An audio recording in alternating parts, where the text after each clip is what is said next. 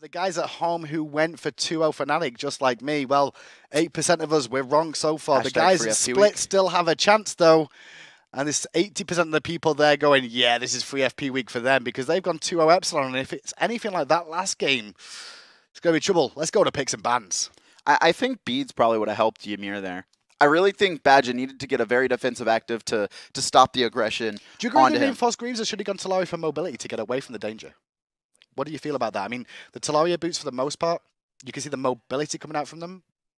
The mobility on Talaria boots would have helped him to get away from chains potentially, or is it better to go for the But he built into guard boots, right? And he was also able to get into sovereignty. And you could actually see him survive a lot of the burst because of it. So he was actually more tanky going that way, I think. And they didn't get late into the game enough where the Talaria would have taken over and been more important. So going the guard boots was the correct decision. It just, he still got picked. He still died before Fnatic could rotate. Epsilon season still undefeated. 15-0 right now. At the start of this one, Aphrodite banned out Capri in response by Fnatic. We can see a lot of Capri right now. And there's 2 more bans to go. Having a little check through. See exactly what Epsilon are going to choose to do here. Last time round, will they ban the Giannis this time? I'm not sure if they will. I would think so. I mean, there's really...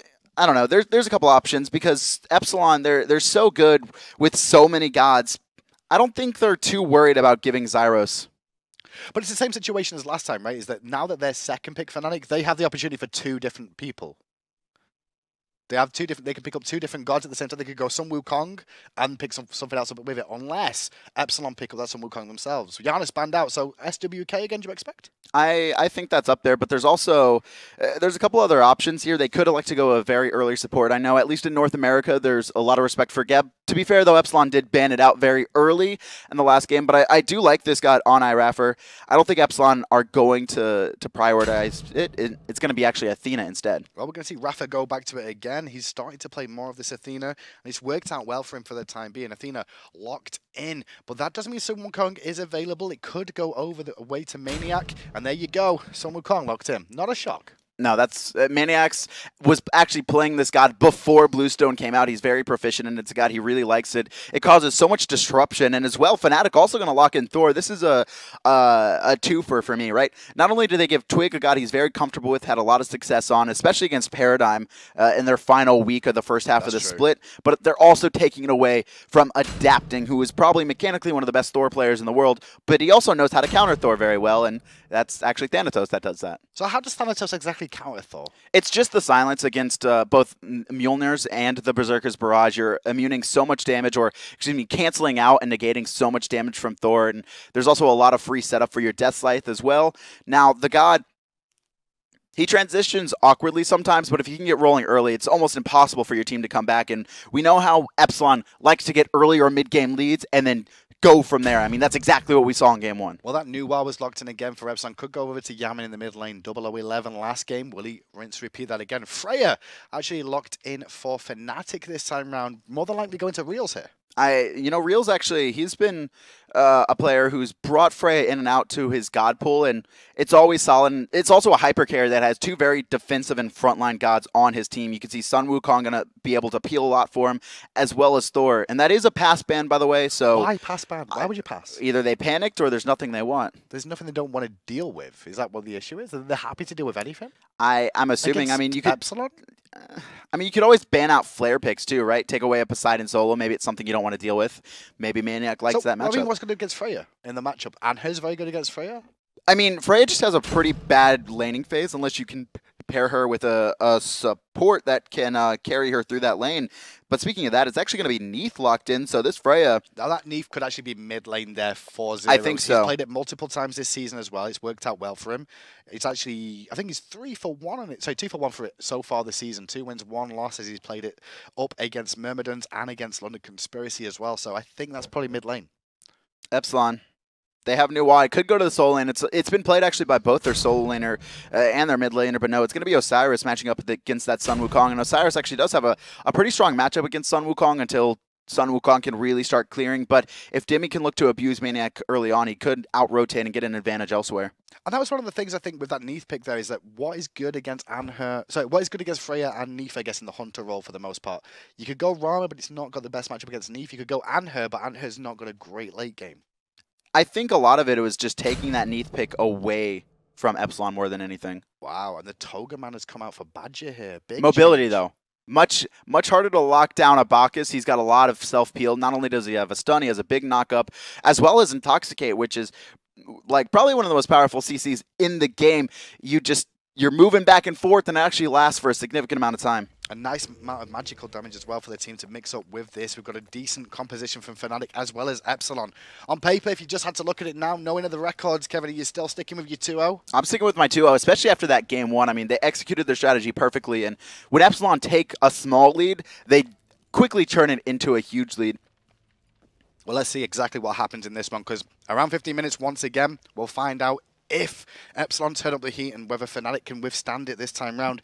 They've got a much safer composition in a lot of ways of saying that, especially with not having the Yammyn this time. They've not got the potential to pick it. More difficult for iRaffer to find a pick on someone like Badgah on this Bacchus. They had a very defensive and safe comp last game as well. I mean, they had the Sobek in the soul. They had the Giannis in the mid lane. They had the Yammyn was really the only one who wasn't very defensive, and that's what they abuse. They take the one person. They're just like lions, right? Hunting their prey, right? They find the weak one, they kill him, and then they take the rest out. Beginning of the game, nothing too unusual here. We've got boots online for emilitoo there on that Rama. So he looks like he's probably going to go for that Soul Eater build that we've seen a couple of times. When we see the boots start, it generally means we're not going to see Devourer's Gauntlets. Probably not. I think we'll see him go into, probably it's... There's a Transcendence possibility, but also as well, it's very late there's for a Soul Eater. Transcendence, right? I mean, if you're not going to start at the beginning of the game, you're going to go Death Toll boots, you're generally not going to go Trans. I don't know. Soul Eater, or I guess up against the Freya as well, could be quite useful for the life steal and extra health you've got, just so you don't get bursted down by her. Emilitoo's always done also some odd builds. I mean, we've actually seen his AMC with the Witchblade, so you never know. And Witchblade actually could be a little bit useful here. And iRaffer taking a big aggressive stance early, and Badgah already under half. He was very wise, though, because what he did, he was belched on them to try and force them back a little bit. Didn't actually have the stun available to him because he didn't have any points into Chug. But what he did have was the belly flop to get out of danger again when they tried to turn their attention to him. Save Realz's health a little bit more, which keeps him a little bit more viable in this lane. They're going to be super aggressive in this lane. You can actually see the potions as Badgah... Not going to get taunted this time. They're going to turn and try and poke Realz. You can see iRaffer has 4 health, 3 multi-potions, and emilitoo as well had 3 health and 2 mana potions. They want to fight. Epsilon want to force this. This aggression in the dual lane is very smart, though. You're against Badgah on this Bacchus, whose wave clear isn't the greatest. At the same time, his Freya is very, well, not necessarily poke, but it comes in bursts, her wave clear. When that pulse comes online, she's got a few seconds to wave clear. What iRaffer's doing is taunting when he uses it to make sure he uses it on him, so the wave is being pushed into tower, so they lose some golden experience if they can help it. And for now, Dimi controlling the soul lane as well. So 2 lanes taking the lead for Epsilon. No one getting really in too much of a danger early on, but this is what you expect until Wukong can clear the wave, which should be pretty soon. And then it's a pretty even matchup, and as long as maniaKK doesn't get too aggressive, he should be fine in it. Now, in the jungles, we discussed the fact that Thanatos is very good against Thor. If you're in the jungle now, which one should you expect to be doing the ganking for the most part here? I think actually we're going to see a lot of mobility from both. maniaKK's in trouble. This could be first blood. That stun was huge from the tether, and now maniaKK's trying to juke out as many as he can. But the slows too much. Dimi finds himself a solo kill. That's bad.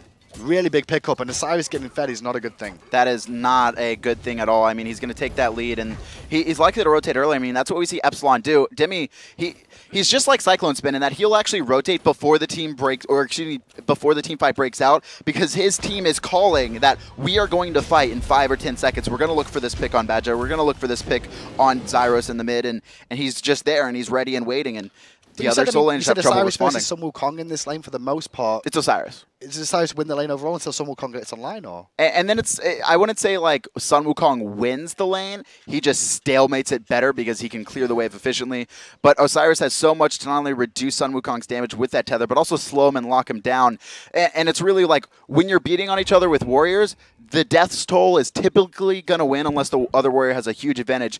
And Osiris does very well for healing for himself, even in minion waves. His auto attack chain, the last hit is actually AoE, and he can actually proc multiple ticks of death's toll on the wave. Well, blue buffs are respawning, as are purples very, very soon, so keep an eye on where the junglers head to at the moment. But look at this on the left-hand side here, iRaffer and emilitoo both waiting around the corner. They're trying to find a pick on Badgah, who's like, are they near our purple buff? Oh, I found him, and nothing more comes of it for the time. I remember what happened last game. You're not gonna You're not going to do it again to me. At the same time, he's Bacchus, so he's got that displacement where he can belly flop away. He would have been really fine, but you know, you don't want to force yourself out too much, especially when you don't have that many potions left. Forcing something. It looks like Epsilon are going to try and force taking down this purple buff here. Nobody here to really respond. Badgah can't defend this. Raffer on zoning duty. It's going to go down, but Twig, well, he's going to try and defend. He's up in the sky. Who's he going to look for? He's going to be adapting. They're going to try and burn the ultimate, which is a good call. They get the ultimate down and Athena ult as well. They took too long. That could have been free. I really think they could have at least forced adapting out more. Ended up coming back down, by the way. He came down where adapting left because adapting to leave. Now Raph is in trouble over in this corner now. Without an ultimate, he's got no way of escaping this. First blood for Fnatic this time round, rather, is that their first kill of the game is when Raffer and adapting miscombine there. That was a good combination, though. I mean, coming out from Fnatic, they recognized that Raffer actually teleported out of position. And yeah, that's actually second blood. I said first blood for Fnatic. I corrected myself. That's true. Because Epsilon got first blood. Yeah, nice try. Dimi soloed maniaKK.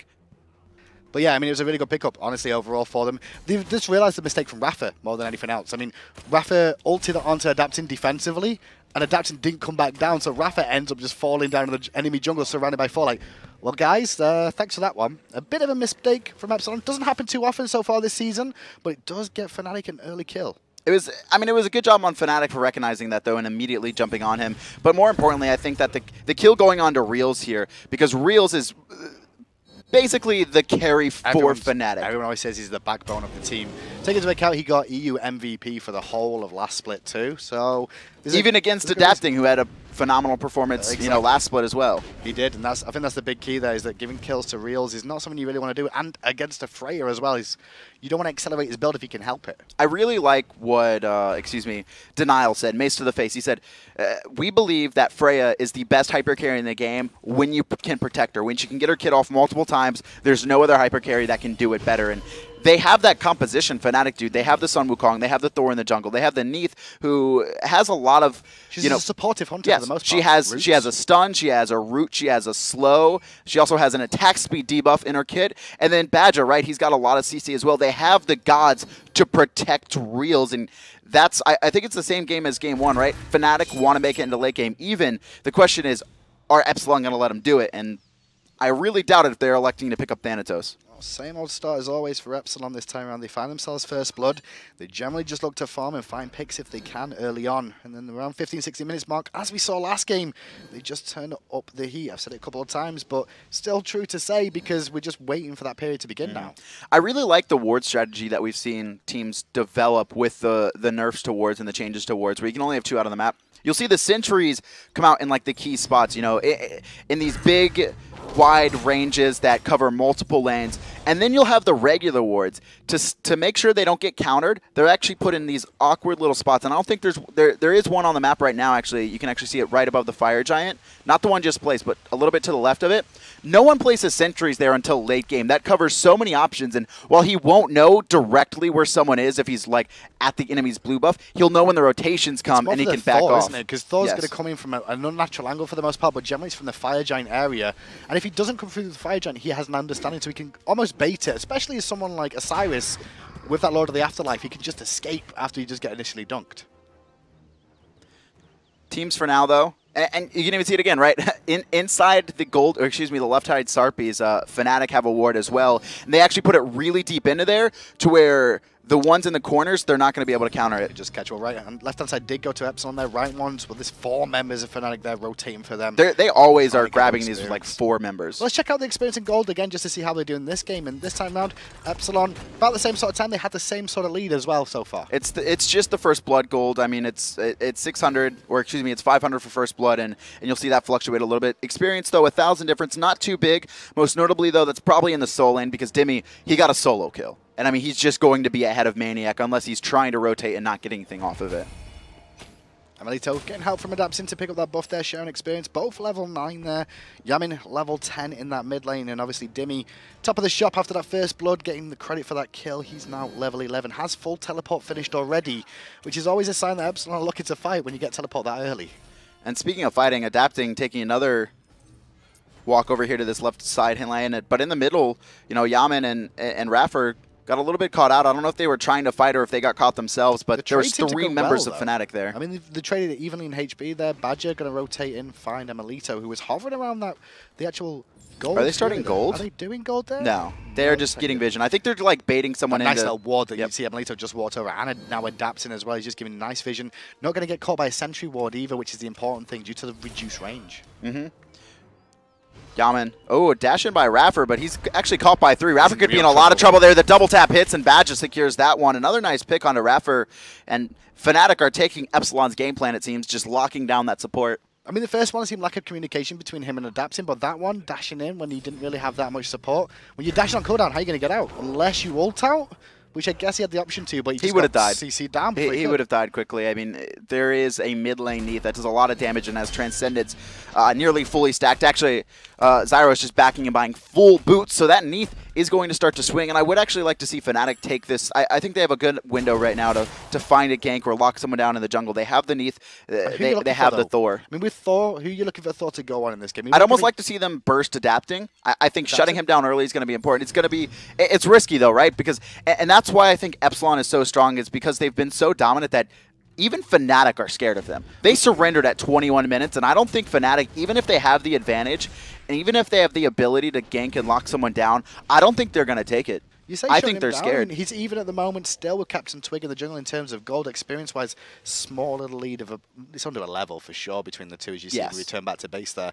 But I mean, having you know, the Thanatos in the jungle that's not got any kills early on in 10 minutes, it's not so bad. It's not so bad, and I'm assuming Fnatic are going to late game, but I would like to see them try and get some ganks on, even if it's just on an emilitoo, right? Getting Realzx further ahead, but like I said, like, it's risky. And I don't think Fnatic want to take any risks against Epsilon, even though that's what Epsilon does. They take risks, they look to force fights, they look to lock down individual players, and then snowball it from there.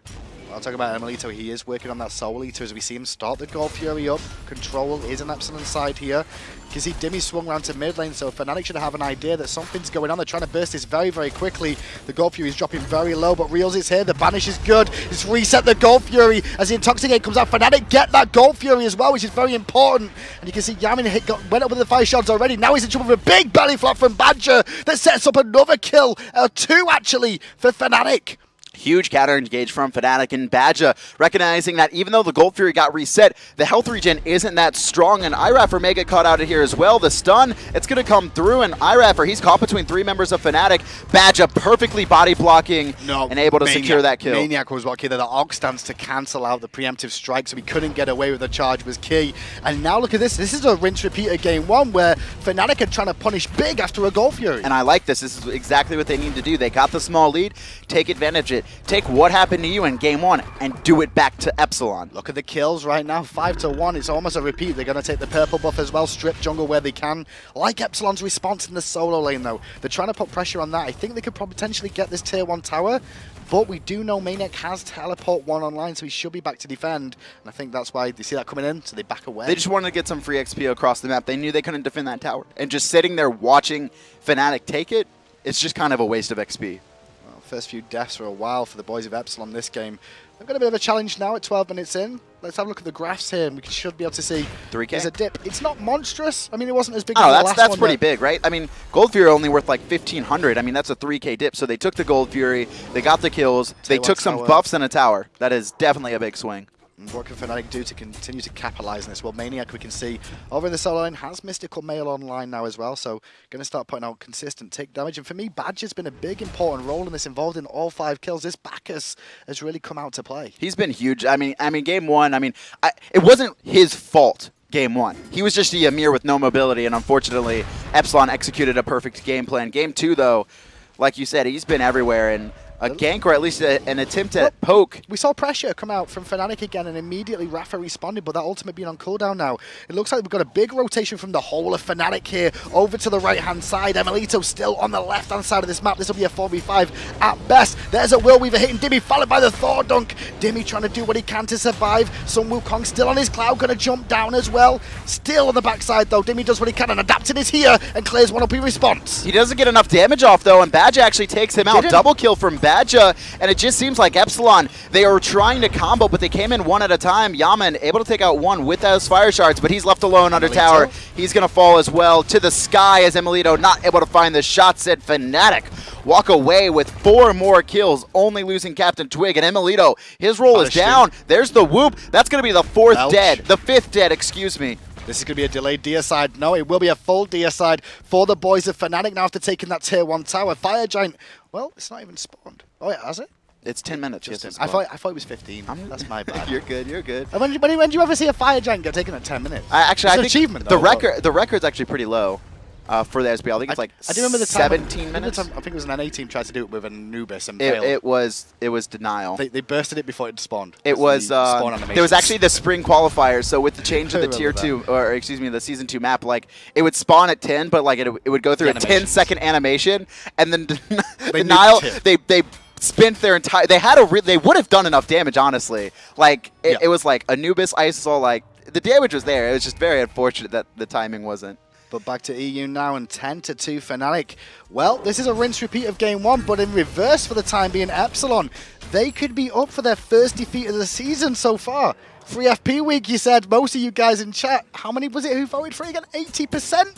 Thought it was going to go 2-0, 79.8%. Yeah, but your free FP week was a 2-0 for Fnatic, and that's already done. Your free FP week is wrong already. At the moment, there's one group of people, less than 12.9% of you, could potentially get this one right. They could win the 200 gyms also. They're the best people. Hey, I want to follow them. I'm not surprised if Fnatic wins. That's what I said. I don't see Fnatic taking 2 games. It didn't happen. But Fnatic, they're definitely a strong enough team, especially once they get going. I really did think they were scared early on. But after Badgah, honestly, Badgah made that huge play at the Gold Fury, stole it away, and then Fnatic were able to pile in, locking out individual players. And full credit for CaptainTwig, right? He seems to be landing his Thor ults at exactly the right time, directly on the targets he wants. He's not going in at the start of the fight. He's waiting for them to use beads. He comes crashing down, locks them in place for a couple more seconds and allow his team to help clean up. But here's the key as well. If you look at the actual KDAs of the boys of Fnatic here, most of them are involved in at least, well, they've all been involved in at least 8 kills out of the 10 that they have. They've been rotating. Grouping well, working as a team, and actually executing like the old Fnatic of days gone by. So far, so good. So far, the second half of the split, they're correcting the issues they had in split 1, right? They drew against Titan in the first half. This half, they defeated them. And now this time against Epsilon, they lost 2-0. Well, there's a chance for a split right now. It's not definite just yet. We can say that, but it's only 15 minutes in, and anything can happen in a game of Smite. And Realzx, he's got 4 of Fnatic's kills on him. That's important. He's already got his core online. The Freya's core is 2 of 3 major items, right? It's Boots, and then it's Fatalis, Demonic, or Bancroft. You need 2 of those. Typically, it's the Fatalis and Demonic, and those are already online. He also has, not only that, but he also has Beads 3, so he's very defensive, and he can avoid a lot of the damage. In Fnatic, they're just going to walk away with the Gold Fury, and Epsilon gave that to them. They knew it was happening. They just gave it to them. What could you do in that situation? I mean, you're far down in golden experience. They're choosing to give it to them. So you're just looking for a team fight of Phoenixes or Fire Giant, maybe? Maybe a steal at Fire Giant? Is that the I think you want to find picks or go for fights just not on the enemy's dime, right? You don't want them to choose the location. You don't want them to be like, all right, we're fighting at this Gold Fury. You want them to be trying to go into a tier 1 tower or go into a tier 2 or look to invade a buff and then counter engage. Because that's actually what Fnatic did, right? Epsilon, they started the Gold Fury, and then they kind of started fighting Badgah. They pulled it off and reset it. And then it just went AWire as Twig landed down, had some big plays, and that's what they're looking for. They're looking to counter-engage. Well, Fnatic grouping up at this right-hand side of the map right now. emilitoo still on the left-hand side. Harpies did just get dropped on that right side. And Sentry Ward placed down at the Fire Giant. They're looking in the jungle here. They're going to get a banish onto Dimi. Will Weaver's on its way as well, but it doesn't actually find the stun. Good belly flop though onto Dimi. He's putting him in a world of hurt. Has to use Lord of the Afterlife away, but Freya's in the sky. Valkyrie's discretion Realzx secures another one. And in the jungle, body blocked to death was iRaffer there, having to ult out for the time being. But the tier 2 tower is now under threat and will fall too. Epsilon can't even contest this, and you could see them just going to go and try and get as much jungle as they can as the tier 2 tower falls. Fnatic, they might take this advantage and try and force something. You could see blue buff just spawned. Speed buff is going to be spawning soon. I don't know if they have the timer on that, though, as they're all leaving the jungle. They give that over to Realzx as well, that blue buff, so he'll be able to mana sustain quite well for the time being. Left-hand side, Epsilon, they took the Harpies, and looks like the Fire Giant has begun by Fnatic over here. Just as I say that, they are actually doing it, which is good times. Left-hand side, though, iRaffer, he's actually trying to push out this wave. He's not got an ultimate available. Are they just giving this one up? especially with iRaffer down. I don't think they can contest it. iRaffer is going to be backing, and Epsilon, they honestly might not even know this. They don't have any vision. emilitoo's going to back off, and yeah, I don't think they know it. Yeah, they had no idea. Adapting, he's going to be like, all right, guys, they got Fire Giant. They must have expected it. This is Epsilon, and I mean, you know, they should have known. I think they thought Fnatic backed. No one was on the map. They got a Gold Fury, they got a tower. It's very likely that Fnatic there had back to spin their gold, but Epsilon having no vision, just kind of they weren't in audio range either. It wasn't like Adapting or emilitoo were close enough to hear that Fire Giant happening. Happening. So it's very likely that they just got cut off on surprise. Well, Dimi, he's actually died twice this game. I think Kevin has actually forced him. I cursed him. I cursed him. You cursed him good. I mean, he died only 6 times the whole season. He needs to like twice in this game. He needs to be human, okay? But it's a good notice from Fnatic as well. They're taking out one of the tankiest targets, one of the only guys with a kill on this team as well. After that first blood that he did pick up against maniaKK here, that they focused him down and made sure he wasn't involved in these fights because he can make a big impact on an Osiris. They're locking him down, and they're investing a lot for it, but it's definitely worth it because Epsilon, they can't really respond to Fnatic being that aggressive. You've seen them. They're trying to get Dimi out and their players out, but they can't fight into him. Fnatic just a little bit too far ahead right now, and if we could actually take a look at the graphs and see the goal difference, it's about 10,000 now, 10,000 experience as well. Well, the good news is if this can be won by Fnatic, the rest of EU will be looking at it going, hey, we can potentially beat Epsilon. They're not unstoppable. They do have weaknesses. 11,000 experience is the lead for Fnatic. 9,000 gold, as we can see. maniaKK keeping emilitoo very busy on this left-hand side as most of the rest of the team are grouped in mid lane looking for, guess who? Dimi again. Yeah, there's 2 people surrounding him. Thor's also in the corner, and Dimi already under half, and Yammyn going to be able to get him out, but Dimi, like you said, poked out. Adapting, caught in the jungle. A Twig gonna go on him and actually whooped up into the air. Adapting, he's gonna fall. Complete burst damage coming out of Realzx there. So big. The spear now on line 2, which is forcing emilitoo. Tried to support, and Twig's going to the sky. He's gonna dunk him soon. There's the dunk in. Berserker barrage too, but he does manage to get up into the sky before falling. Going to return some snipe damage back onto Twig, which was well aimed. Badgah belly flops in though, looking for the pickup, and they're going to give that one over to Zyrhoes, who secures Dimi. Meanwhile, on the backside, the clone diving in deep, as was maniaKK, going to get torn into the tower, but he's tanky enough to survive a little bit longer. Yeah, and you know, Fnatic, they're going to find the 2 picks, immediately go into that tier 2 tower on the left-hand side, and likely, I think they're going to go for the Phoenix here before the tier 2 and mid. You see maniaKK backing. He has Teleport 3 online, though, so he will be back into this fight very quickly, and that's exactly what Fnatic are going to do. They're going to teleport maniaKK in, and they're going to take their numbers advantage and grab this left side Phoenix. Well, emilitoo doesn't have really many escapes left to his name. Big taunt from iRaffer, though, which just go above. The belly flop from Badgah was better, forcing fire shots out of Yammyn, and the Phoenix will fall on this left-hand side, and immediately Fnatic back away after taking what they wanted. It's going to be very hard for Epsilon to fight into this team. They're so far behind. They really need to look for small picks, but Fnatic, they're not going to allow them to. They're just going to look to keep snowballing this game.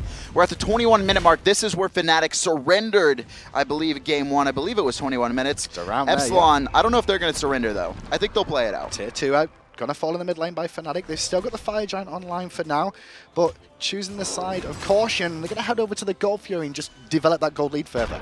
They're playing a safe game, and this is really what I like. I mean, there's one thing to where if you're at level 20, sometimes you gotta force stuff, right? You don't have anything to gain, but Fnatic, there's not a single level 20 player on their team. There's still 3-4 items into their build. They have so much more of a lead to gain before they want to elect to force stuff like these right side Phoenixes and mid Phoenix. So this game all developed once again from the Gold Fury like last game. That one Gold Fury fight, this team that took that pretty much wiped the enemy team, and then from there the game's just cataclysmed into this total domination for the most part. I mean, these teams are very good at taking small leads and making them into big leads, and I would say Fnatic and Epsilon both have done a poor job of responding, but I think it is more that Fnatic has just taken this lead. They've not allowed Epsilon to come back into the game. They had this really, a very big team fight oriented comp that has this 4 Protect 1 and Realzx. He's been allowed to just run through these team fights unchecked. I mean, we saw Adapting actually try and take him out, but it just wasn't enough. It's been a rough situation for Epsilon now, who are on the back foot still. Fire Giant hasn't spawned yet, and Dimi, well, he knows the buff spawned, but he also knows Fnatic were ready to pick that one up, and they will steal it away from the jungle of Epsilon. Adapting this game, 0, 2, and 1, not managed to make an impact like most, honestly, in fairness. The whole of Epsilon just haven't found form after that Gold Fury attempt. They've just been off the ball. iRaffer here. Fire Giant going to be spawning shortly, and iRaffer is in a lot of trouble. He's actually got caught out, and actually a lot of damage put into him, and he's going to fall here. That is a bad pick for Epsilon. I think after Shelly probably should just ulted straight out there. I don't think he had any other option. He tried to hold on to his ultimate to try and make some sort of play with Adaptin, I guess. But Adaptin on the left-hand side of the map here at the moment, farming up. As the right-hand side, the Fire Giant has begun again for Fnatic. And Fnatic, well, this could be the second Fire Giant of the game to go alongside the 2 Gold Furies they've had so far. Sorry, 3, isn't it? Gold Fury-wise? Yeah. Yeah, it's 3 Gold Furies. 3 Gold Furies. And he falls down, and once again, Epsilon not there to contest. You see the split push coming out on the left-hand side, but I mean, yeah, Adapting and Yammyn, they have to back now because this Phoenix, it's going to go down before they can even get to base at this time right now. Is this the beginning of the end of Epsilon's winning streak? Well, all signs point to yes at the moment. Yammyn whooped up into the air. Real's going to go on him. Real's continuing to be unchecked in these team fights and immediately eliminates Yammyn. Adapting, trying to stay alive, but a nice knockup from Badgah going to take him out. There's only 3 members left alive, 2 of them in the fountain. Dimi actually going to get crashed on by CaptainTwig and a nice wall, but he walks through walls, so he'll be fine. He's got that passive with the Phoenix Ford in the mid lane. It looks like Fnatic are going to look for the end here and actually stop the unbeaten streak of Epsilon. 15-1. The Giants of EU have finally fallen to, let's be honest, a former Giant of EU. I mean, clearly still a Giant of EU. They may not be the same Fnatic that was almost undefeated, but with teams like Epsilon and Titan and Paradigm being so dominant, it's understandable that they find some losses. However, like you said, Epsilon, they're actually human. They are human. Is it a good sign for the rest of EU? They're like, hey guys, it's a good sign for the world, to be fair. No, it's not. Not for NA. I don't want NA to be happy. Let's look at First Blood, though, at the beginning of the game. It started very, very well for Epsilon here over in the solo lane. Dimi finding this solo kill against maniaKK. This was an important start, but, I mean, Dimi didn't do anything off of it. I mean, he couldn't, right? They were going to wait for team fights, but by the time he rotated into that Gold Fury fight, it had already been lost. So, a nice solo kill, but he couldn't really take advantage or utilize it at all. He just started off again as he did for the first game for Epsilon. But it was really, really good fight from Fnatic the whole game. Yeah, but for me, Realz played phenomenally. He's actually player of the game. Well, talking about him, he's on the line right now for his Mr. Marcus Vining. Realz, welcome. Hello, boys. How you doing? Hello. Yeah, super good after that last game. Super good. Can I imagine? Oh, it was a big switch round, right? Because game 1 it was very similar to game 2, apart from you just kind of switched sides. Yeah, pretty much. It felt like that in the game, right? Lost one team fight early, and then that was kind of a little bit of a snowball from there. So, was your strategy going into this game to get the Freya and then develop picks around it? Because that's what it kind of looked like, right? You had the Freya, a very strong hyper carry that got an early kill, and you had the Bacchus and the Thor. You had a lot to protect yourself. Yeah, it wasn't really a plan, to be honest. Like, it's just something that come up while we was in the game and thought, yeah, like, let's try it, you know. Like, I like Freya. I'm pretty good with her. So we tried it, and it worked out good, you know. We got a couple of picks where we needed to and stuff. So, yeah, it worked out really good. I mean, start of the season, you know, we saw you fall down 0-2 to Epsilon. You drew with Titan. And then, well, second half of the split so far, you've defeated Titan in the entirety and took a game off Epsilon now, the undefeated Epsilon, as we should say. Things are looking up for you guys. Have you got any future plans? Do you expect this to continue going for you guys this season? Yeah, I mean, I hope so. I feel like as well, I know it's ridiculous to say, but in the first game, I think we could have won that, you know, like we had a bit of miscommunication with the Humbat ult. When Twig come into that first fight, you know, the first team fight near the purple buff at Gold Fury, and the Humbat ult missed. I don't know if you guys picked that up actually, but the Humbat ult missed, and it was a really bad fight from there on out, and we ended up getting DSI'd, and yeah, if the Humbat ult went off in a good location, but I think we could have won that fight and maybe had a heavy lead after that, and could have been a lot better. So there was a chance for a 2-0. So yeah, I think the rest of the season we'll definitely look to carry up a winning streak for the rest of the season now. That's awesome, and you do have some tough competition coming into the second half. Are you guys aiming for that first spot, or are you guys just trying to look to get to land for now? I'm not sure. Like, we're just gonna go with the flow, you know. We're gonna play our best and see what happens. Like, we're obviously aiming for the best we can be, but we're not got anything in mind. We're just going to go play as well as we can, and then fingers crossed, you know, hope for the best. Well, keep playing the way you played that last game, and you guys should do very well. Congratulations. Any shout-outs you want to give or to the fans at home or sponsors? Yeah, shout-outs to all the sponsors, Fnatic for supporting us, my team for playing awesome in the last game there versus Epsilon. Shout-out to Eric as well, at production, my boy. All right, bad time you got a shout out for something good for a change. Thanks for joining us there, Realz. Appreciate it. Good luck in the rest of the season. Really nice pickup for the boys of Fnatic there. 1-on-1. Guess what? I can keep saying free FP week. Please. Coming up next, we've got Dig and Justice. The You battle just at the killed bottom. Dignitas on an upswing just lately. Can they keep that going against Justice, who at the bottom once again this season? Find out after the break.